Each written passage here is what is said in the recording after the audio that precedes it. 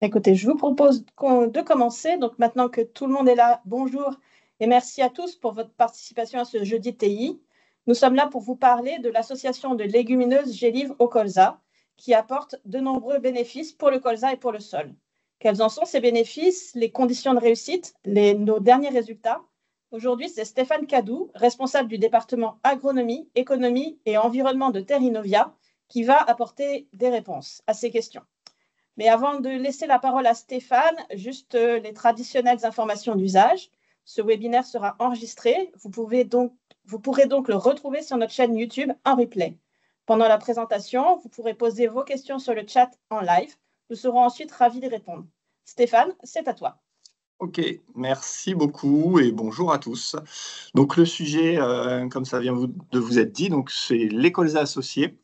Et donc une présentation que je vais vous faire que j'ai intitulée Une pratique aux nombreux avantages. Et donc je vais vous montrer pourquoi. D'abord, les objectifs et le plan de ma présentation. Tout d'abord, je souhaitais vous rappeler assez vite les principes de fonctionnement du colza associé, mais aussi vous expliquer un petit peu les pratiques des agriculteurs. Dans un deuxième temps, je vais illustrer les principaux bénéfices des colzas associés et les mécanismes en jeu, donc principalement basés sur les résultats d'expérimentation de Terrinovia. Et enfin, vous partagez quelques informations utiles sur la mise en œuvre notamment de cette pratique. Et tout ça, ça doit nous permettre de contribuer à relancer l'intérêt de cette technique parce qu'elle contribue à la robustesse du colza. Et voilà. Et du coup, nous pensons qu'elle pourrait être encore plus développée qu'elle ne l'est aujourd'hui. Et je vais vous expliquer pourquoi tout de suite.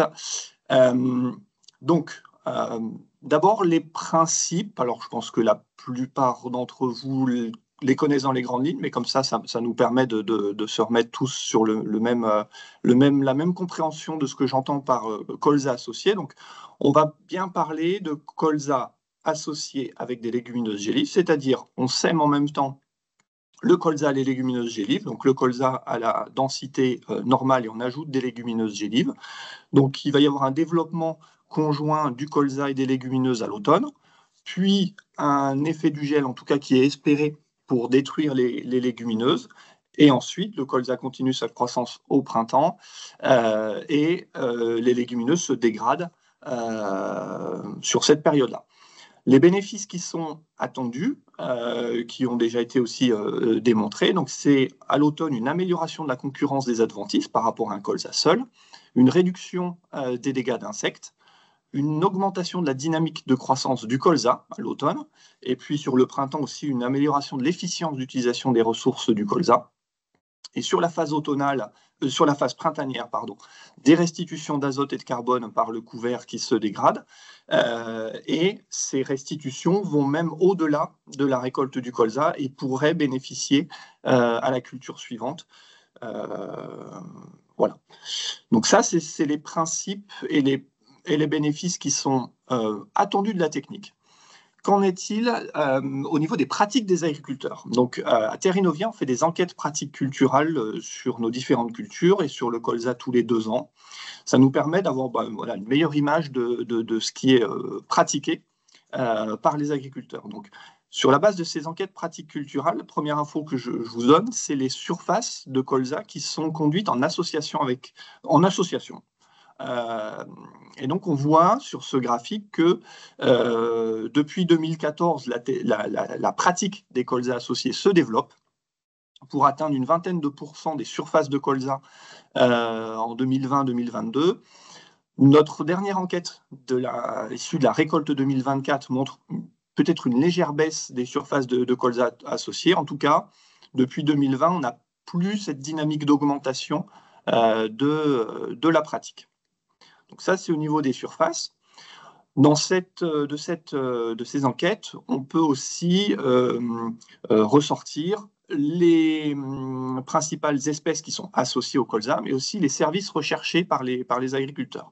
Donc en termes d'espèces utilisées, celle qui arrive en tête, c'est la févrole, c'est-à-dire que plus de 50% des surfaces de parcelles de colza associées intègrent de la févrole dans l'association.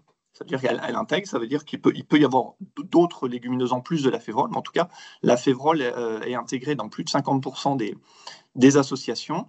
Ensuite, on a le fenugrec, le trèfle d'Alexandrie, puis des légumineuses pérennes qui sont quand même associées dans plus de 20% sur plus de 20% des surfaces de colza associées.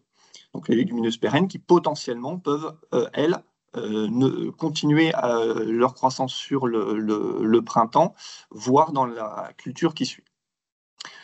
En termes de services recherchés par les agriculteurs, on a en premier la maîtrise des dégâts d'insectes, c'est-à-dire que près de 80% des répondants, des gens qui pratiquent cette technique des colzas associés, ont pour objectif d'améliorer la maîtrise des dégâts d'insectes. Le deuxième service, en quasiment égalité, les deux services suivants, c'est la couverture du sol, augmenter la couverture de son sol, et puis faire des économies d'azote minéral pour environ 50% des répondants. Donc ça, c'est les pratiques et les services recherchés par les agriculteurs. Hop. Et ensuite, je vous propose de passer à une présentation des bénéfices des mécanismes issus de ce que l'on voit en expérimentation, de ce que l'on mesure dans nos expérimentations ou dans le suivi de parcelles d'agriculteurs. Le premier bénéfice sur lequel je veux m'arrêter, c'est l'effet sur la production de biomasse et la concurrence des adventices. Donc, dans nos essais, on mesure plusieurs choses. Sur le graphique de gauche, vous voyez la biomasse produite en entrée-hiver dans différentes modalités, de colza seul, tout à droite, de colza associé à une non-légumineuse, la navette, ensuite, et sur la gauche, plusieurs modalités d'association de légumineuses gélives au colza. On peut voir ici qu'en moyenne, dans nos essais, on a une production de biomasse en entrée-hiver à peu près d'1 kg par mètre carré de colza. Quand on associe le colza avec une non-légumineuse, ici la navette, on produit autant de biomasse qu'avec le colza seul, c'est-à-dire qu'on a un principe de substitution, c'est-à-dire que tout ce que produit la non-légumineuse, elle le produit aux dépens du colza. Ce qui n'est pas le cas avec les légumineuses sur la gauche, où en fait on arrive quasiment à maintenir la biomasse produite par le colza, qui est quasiment équivalente au colza seul, et s'ajoute la biomasse produite par les légumineuses. Donc on a, dans une association avec des légumineuses gélives, plus de biomasse totale produite à l'automne. Et en fait, cet effet de production de biomasse va jouer sur la concurrence vis-à-vis des adventices, puisque si on regarde le graphe de gauche qui exprime le taux de couverture des adventices dans des essais non désherbés en fonction de la biomasse produite par le colza, ou le colza plus le couvert de légumineuses gélives quand on a du colza associé. Et en fait, on s'aperçoit qu'on a une relation assez forte, c'est-à-dire qu'au-delà d'1,5 kg de biomasse produite par mètre carré, on a beaucoup moins de couverture d'adventices. Que le colza soit seul ou associé, mais comme avec un colza associé, on va chercher plus de biomasse, on augmente en fait cet effet de concurrence, de compétition vis-à-vis des adventices. Ce qui veut dire aussi, parce que dans la pratique des colzas associés, on réduit la plupart du temps les doses d'herbicides qui sont appliquées au colza, parce que les légumineuses gélives sont sensibles et peuvent exprimer des phytotoxicités liées aux herbicides. Du coup, on est obligé de réduire les doses d'herbicides, mais quelque part, cette augmentation de la concurrence des adventices permet de maintenir un même niveau de pression, mais en ayant une dose d'herbicide réduite. Attention toutefois dans les situations à forte pression graminée, parce que là, il peut être risqué de réduire les doses d'herbicides, et pour le coup, ça peut être phytotoxique vis-à-vis des légumineuses gélives. Donc c'est juste un point d'attention dans ces situations particulières de très forte pression graminée. Le deuxième bénéfice sur lequel je voulais revenir, c'est l'effet de réduction des dégâts d'insectes d'automne. Donc ça, c'est des choses qui ont été démontrées et qu'on explique par en fait un double mécanisme. Le premier effet, c'est un effet direct des couverts associés sur la réduction du nombre de larves par plante que l'on retrouve dans les colzas. Pour illustrer ce propos, donc il y a ce graphique qui montre le pourcentage de réduction de larves en sortie d'hiver par rapport à un colza seul. Donc dans un colza associé par rapport à un colza seul. Donc on s'aperçoit que, et ça c'est exprimé en fonction du poids frais des légumineuses en entrée hiver, donc de leur niveau de croissance. Donc quand on a une faible croissance des légumineuses gélives, moins de 200 grammes par mètre carré, on n'a pas vraiment d'effet, il y a autant de réduction que d'augmentation du nombre de larves dans le colza associé par rapport au colza seul. En revanche, quand on a un développement satisfaisant des légumineuses, quand on dépasse 200 grammes par mètre carré de production des légumineuses associées au colza, à ce moment-là, on a quasiment systématiquement des réductions de larves dans les colzas associés par rapport au colza seul. Donc, on réduit le nombre de larves avec les colzas associés. L'effet n'est pas clairement connu, c'est-à-dire est-ce que c'est un effet mécanique, olfactif, ce qu'il y a précisément derrière, on ne le sait pas, mais en tout cas, on constate une réduction de nombre de larves. Le deuxième mécanisme appliqué, c'est un effet indirect qui est lié à l'amélioration de la dynamique de croissance du colza à l'automne. Donc ça, on l'a mesuré de différentes façons. D'abord, on le voit visuellement sur la photo en bas à gauche, avec dans une même parcelle un colza associé à gauche, un colza seul à droite. Sur le colza seul, on voit des signes de carence azotée qui vont en général bloquer la croissance du colza. Donc le colza va s'arrêter de pousser. Alors que dans la modalité colza associé à gauche, on n'a pas ces signes de carence et donc le colza, dans ces situations-là, continue sa croissance. Et ça joue fortement sur la sensibilité du colza aux dégâts d'insectes. Et donc on le voit parce qu'en effet, les dégâts d'insectes, donc là sur le graphique, on a exprimé dans nos résultats d'essai le taux de plantes touchées par les dégâts d'insectes en fonction de la biomasse du colza et du couvert dans les situations de colza associées. Et là encore, on a une très bonne relation, c'est-à-dire qu'on sait que plus on a une dynamique de croissance élevée, donc plus on a une production de biomasse forte, moins on a de dégâts d'insectes, de plantes touchées par les dégâts d'insectes. Et tout ça se matérialise, hein, ce double effet, ce mécanisme direct et indirect, par des situations où on voit des colzas seuls, donc c'est la photo à droite, en haut à droite, des colzas seuls à gauche qui ont été complètement détruits par les dégâts d'insectes et l'effet que ça a eu sur le gel de la culture, la sensibilité au gel de la culture, par rapport à une parcelle de colza associée à droite qui redémarre en sortie d'hiver. Le dernier service sur lequel je voulais m'exprimer, c'est donc l'effet azote au printemps et le rendement. Donc, on a eu plusieurs essais pour essayer d'estimer ça. Et plus récemment, on a fait des essais courbes de réponse à l'azote pour essayer de mesurer plus finement cet effet azote au printemps et cet effet rendement. Donc, les essais courbes dilution, je vous montre un exemple sur la gauche. C'est un exemple de ce qu'on arrive à sortir avec un essai courbe de réponse à l'azote dans lequel on compare un colza seul avec les points et la courbe en noir par rapport à un colza associé avec les points et la courbe en bleu. Donc, on conduit colza seul et colza associé avec plusieurs doses d'azote, de 0 à une dose assez élevée, là, 300 kg d'azote. Et puis, ça nous permet de tracer une courbe. Et donc, sur ces courbes-là, on arrive à déterminer la quantité minimale d'azote qu'il faut pour atteindre le rendement maximum. Et on arrive à comparer aussi le rendement maximum entre les différentes modalités. Donc, ce que je vous montre dans le tableau de droite, c'est cet écart de dose d'azote et cet écart de rendement que l'on a entre les colzas associés et les colzas seuls. Donc, ce que l'on voit, c'est quand on compile les différents essais, qu'en termes d'écart colza associé, colza seul, en termes de dose d'azote pour atteindre le rendement maximal, on réduit les doses nécessaires de plus de 30 kg dans le cadre d'une association avec GES fenugrec lentilles et de plus de 40 kg dans le cadre d'une association avec févrole lentilles. Donc le même rendement que le colza non associé, le colza seul, on peut l'obtenir avec moins d'azote. Et en termes de rendement, on a un bonus dans les colzas associés d'1,5 quintal dans le cadre de l'association GES fenugrec lentilles et d'1,8 quintal dans le cadre de l'association févrole lentilles. Donc les résultats sont non significatifs pour févrole lentilles parce qu'en fait on a aussi moins d'essais, donc c'est plus difficile de mettre en évidence des effets significatifs et on a aussi plus de variabilité.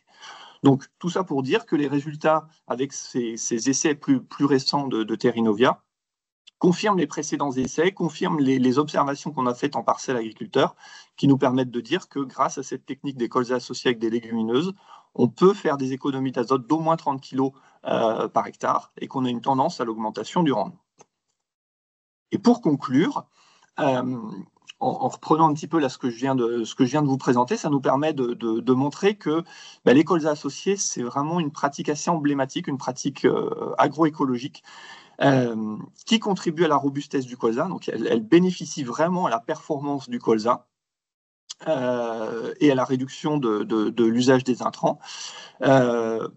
Peut-être également aussi du système. Donc ça, c'est des choses qu'on n'a pas étudiées finement, mais notamment l'effet sur les cultures suivantes. En fait, c'est des choses qui restent encore à voir, mais visuellement, on voit des choses, il reste à mieux les quantifier plutôt.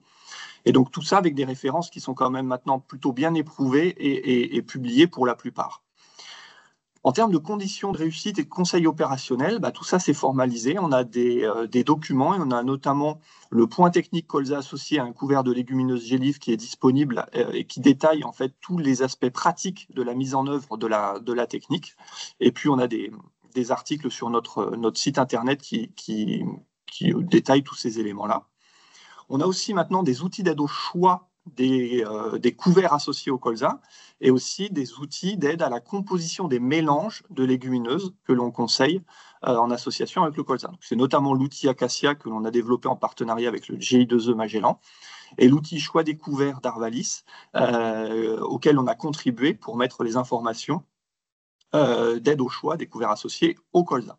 Et puis pour finir, on a aussi des mélanges qui sont tout prêts à l'emploi, donc soit des mélanges de légumineuses que l'on peut associer au colza, soit directement des mélanges de légumineuses plus de colza qui sont directement mélangés, directement utilisables tels quels, donc par plusieurs semenciers. Voilà. Donc ça, c'est des offres qui sont disponibles.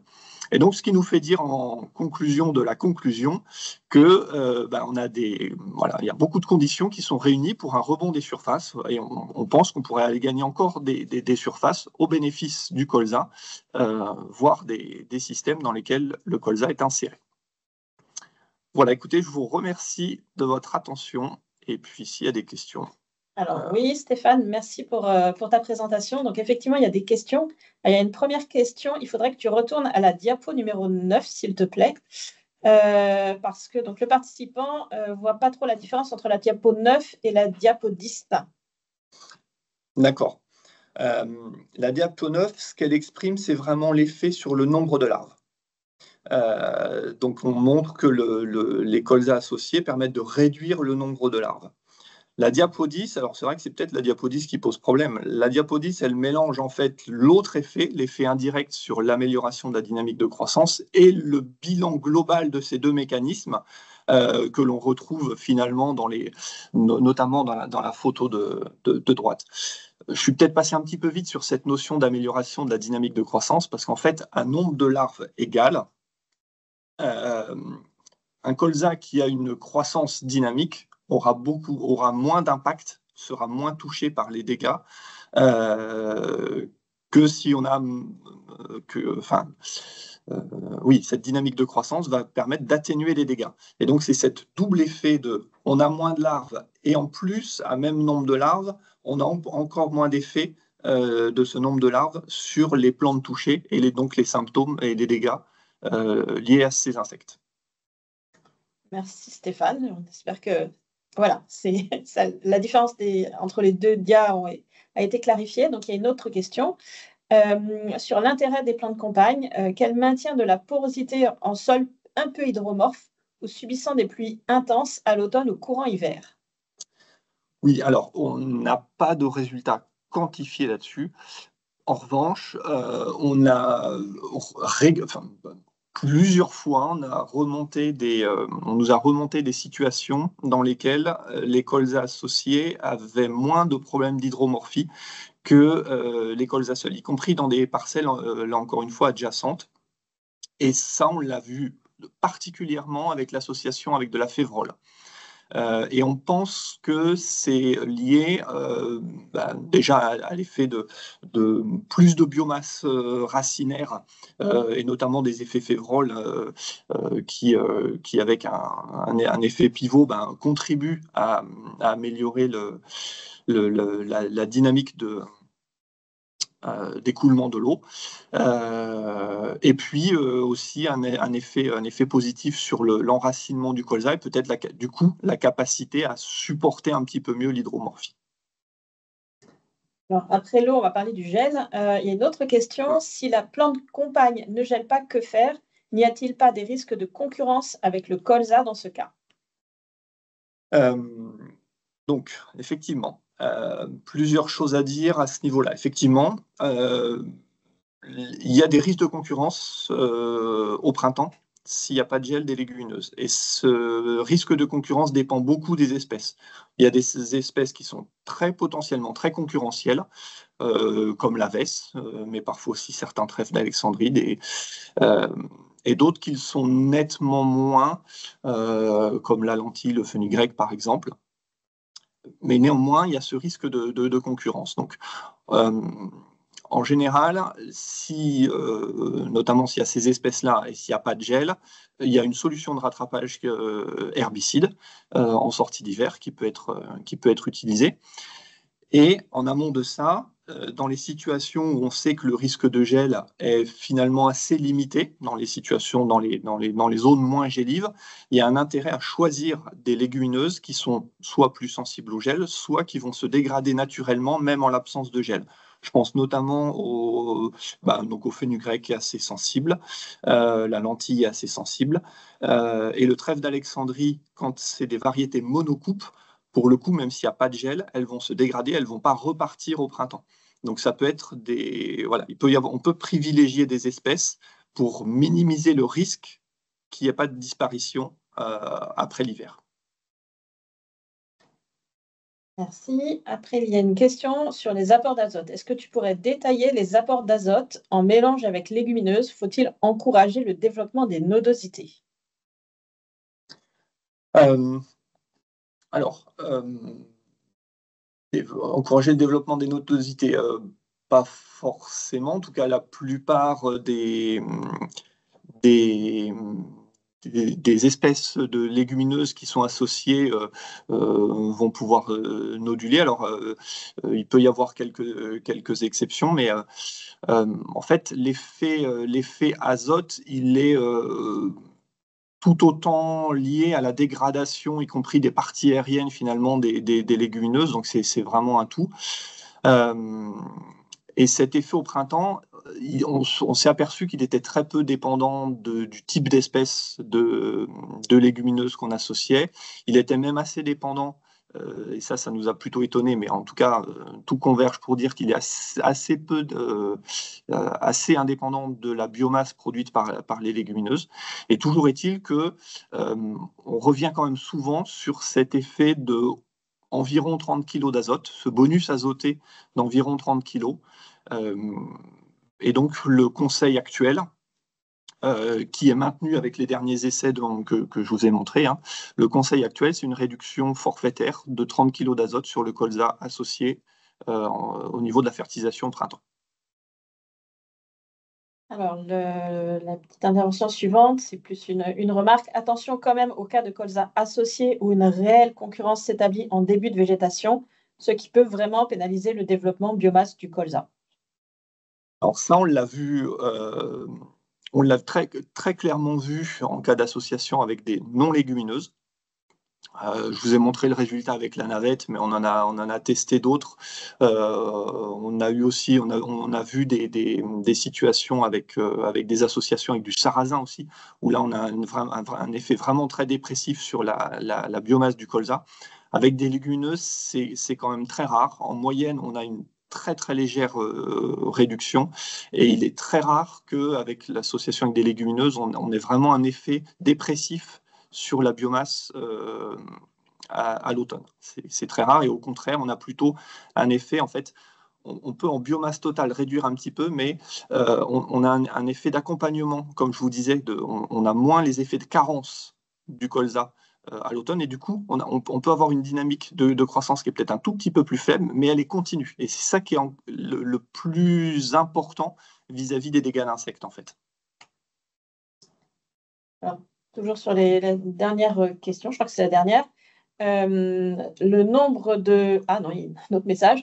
Le nombre de larves mesurées sur une surface sur l'ensemble des végétaux ou sûrement sur le colza. Et ensuite, il y a une autre question de la même personne. Est-ce vraiment une diminution du nombre de larves ou un effet dilution sur le colza dû à la présence d'autres plantes? Alors, en tout cas, en termes de réduction, donc c'est ça. En termes de nombre de, quand on parle de nombre de larves, c'est de nombre de larves dans les plantes de colza. Uniquement. On regarde uniquement dans les plantes de colza. Donc, quand on associe le colza à des légumineuses, quand on a plus de 200 grammes par mètre carré de légumineuses, on retrouve moins de larves par plante dans les plantes de colza. Et là encore, à quoi c'est dû? Honnêtement, on n'est pas certain. Il y a peu de chances qu'elles colonisent les légumineuses. Les légumineuses ne sont pas attractives, mais est-ce que c'est un effet répulsif des légumineuses? Est-ce que c'est simplement une gêne mécanique ou visuelle ou olfactive? Le mécanisme précis, on ne le connaît pas. Okay. Et donc, une dernière question sur mélange de semences. Colza plus févrole, taille de graines très différentes et idem pour le positionnement. Oui, tout à fait. C'est une difficulté. Et d'ailleurs, c'est presque étonnant de retrouver la févrole comme étant la légumineuse la plus associée avec le colza, parce que c'est la plus difficile à associer avec le colza. Donc effectivement, donc, déjà, la taille des graines de févrole dépend beaucoup de la variété. Donc on peut avoir des graines qui sont vraiment très grosses, et là ça complique encore plus. Avec des graines très petites, on arrive même presque à les mélanger directement avec le colza. Mais souvent, ça oblige soit à mettre les graines dans des cuves séparées si on a plusieurs cuves dans le semoir, ça c'est l'idéal. Sinon, des semis séparés en 2 fois, avec des solutions qui peuvent être un semoir en grès pour la févrole, pour pas que ça coûte trop cher non plus, et ensuite le semis classique du colza avec le semoir classique. Donc effectivement, ça complique un petit peu, mais je crois que dans les mélanges tout prêts, il en existe maintenant avec de la févrole, mais des variétés à petit PMG. Merci Stéphane. Je ne vois pas d'autres questions arriver, donc je vous propose de clore ce jeudi thé. Ah, s'il y en a une dernière peut-être. Méthode de semis peut parfois être un frein. Intérêt d'avoir des retours d'expérience sur les délais entre 2 semis, notamment en lien avec la levée lente de févrole. Oui, ok. Alors, on recommande fortement de semer au même moment, c'est-à-dire y compris s'il y a 2 semis, dans le cas de la févrole et du colza, c'est d'enchaîner les 2 semis pour 2 raisons. D'une part, parce que à chaque fois qu'on travaille le sol et donc on sème, on peut assécher un petit peu le sol. Donc, mieux vaut tout faire en même temps pour n'intervenir qu'une fois, enfin, en fait. Et ensuite, en termes de dynamique de croissance, il y a intérêt justement à ne pas trop anticiper le développement de la légumineuse pour ne pas qu'elle concurrence le colza. Donc le mieux, c'est vraiment qu'elle lève toutes les 2 en même temps et donc de les avoir semées en même temps. Merci. Et alors, encore une. Est-ce qu'il ne faudra pas envisager aussi de concurrence notamment pour l'eau, entre le colza et la légumineuse? C'est pas impossible parce qu'effectivement, pour le coup, au niveau source d'azote, elles n'ont pas la même source d'azote, mais pour l'eau, elles ont la même source. C'est très rare qu'à l'automne, on ait ce problème de concurrence vis-à-vis de l'eau. Dans les automnes très très secs, on a pu parfois le constater, mais c'est quand même extrêmement rare, et donc ça semble être un risque quand même très faible. Merci Stéphane. Merci à tous pour votre participation et vos questions. Et très bon après-midi à tous. Au revoir. Merci, au revoir.